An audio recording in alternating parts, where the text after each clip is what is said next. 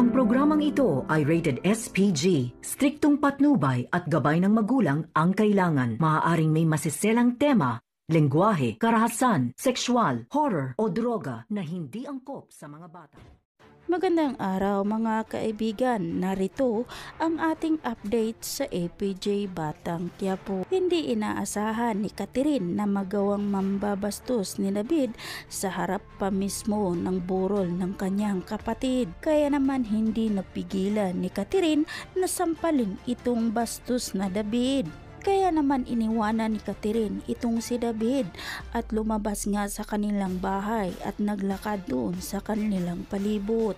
Ngunit hindi nga inaasahan ni Catherine na makikita niya itong si Tanggol. Kaya naman napatanong na lang itong si Catherine kay Tanggol, narito rin ba upang damayan siya sa kapatid niyang namatay. Ngunit wala ngang kaalam-alam itong si Tanggol kung ano nga ang meron sa kanila dahil nagtataka na nga lang siya kung bakit maraming tao.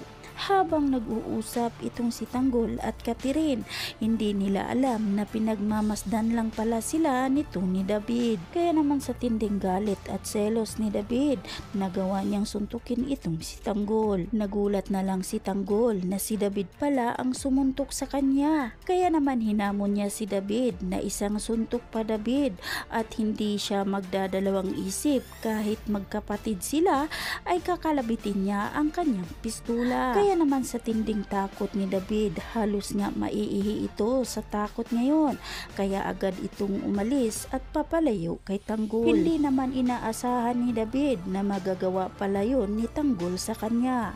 Samantalang tuwang-tuwa naman itong si Marcelo dahil nakuha na nga niya ang loob ni Tanggol. Ngunit hinihiling ngayon ni Tanggol kay Marcelo bago sila magtrabaho sa ipapagawa ni Don Facundo ay hinihiling ito na kukunin ang kanyang mga kasamahan sa kulungan dahil hindi papayag itong si Tanggol na magtrabaho kay Don Facundo hanggat hindi sila kumplito. Kaya naman agad itong gagawa ng paraan si Don Facundo makuha lang ang mga kasamahan ni Tanggol sa kulungan. Sa kabilang banda, hindi nga napigilan ngayon ni Tinding ang kanyang galit dito kay Rigor at agad nga itong niligo sa kape na dala ni Tinding dahil nga sa ginawang walang kahiyaan itong si Rigor dahil dinala nga niya ang kanyang kabit sa pamamahay nila Marites. Sa galit ni Tinding, hindi niya napigilan na buhusan ng kape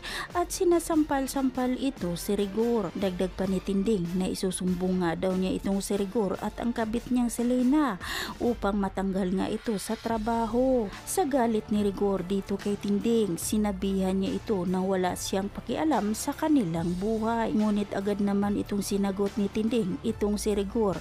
Mangingialam siya habang buhay dahil anak niya itong si Marites na sinaktan ni Rigor. Habang nag-aaway itong si Tinding at Rigor, hindi nila namalayan na dumating pala itong si Senyor Bettina.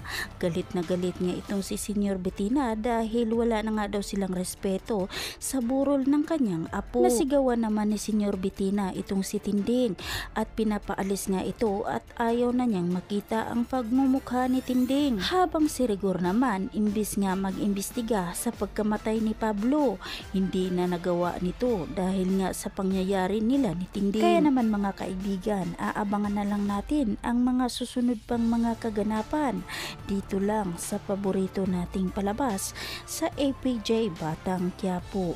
Huwag po sana niyong kalimutan i-like at paki-subscribe na rin po sa aking channel. Maraming salamat sa inyong pakikinig.